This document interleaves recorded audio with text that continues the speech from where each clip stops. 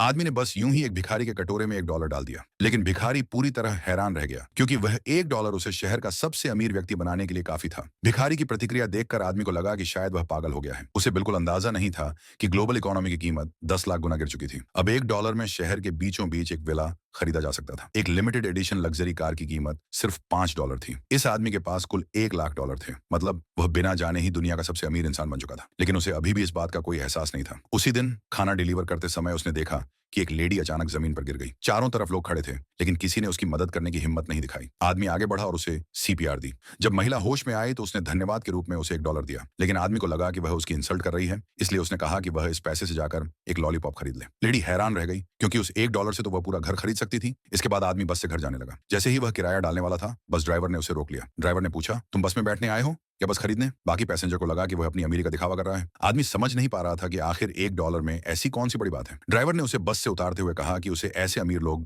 बिल्कुल पसंद नहीं जो दौलत दिखाते हैं। उदास होकर आदमी बैंक पहुंचा पैसे निकालने। एटीएम ने $1 से ऊपर की कोई भी ट्रांजैक्शन नहीं मानी। उसे लगा कि एटीएम खराब है। वो बैंक के अंदर गया और उसके हाथ से गलती से $100 का नोट गिर गया।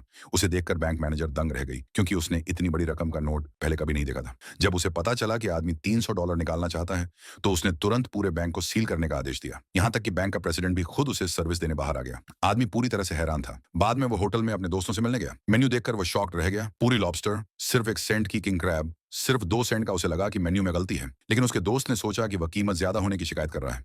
दोस्त ने $1 निकालकर कहा, यार पूरा बिल मैं भर दूंगा। इसी दौरान कुछ गुंडे अंदर घुस आए। वे उसके दोस्त से कर्ज वसूलने आए थे। दोस्त डर कर कुर्सी पर लेट गया और मरा होने का नाटक करने लगा, लेकिन गुंडे धोखा नहीं खाए। उन्होंने उसका हाथ पकड़कर उसे काटने की कोशिश की। आदमी ने बीच में पड़ते हुए कहा कि वह कर्ज चुका देगा। गुंडा बोला 40। आदमी समझा $40,000। वह घबराकर भागने लगा, लेकिन गुंडे ने उसके पर्स से $50 का नोट निकालते हुए कहा, तेरे दोस्त पर सिर्फ $40 का कर्ज है। आदमी हैरान रह गया और बोला, 50 ही रख लो। अब गुंडा भी सदमे में था। खुशी खुशी उसने कर्ज की पर्ची फाड़ दी।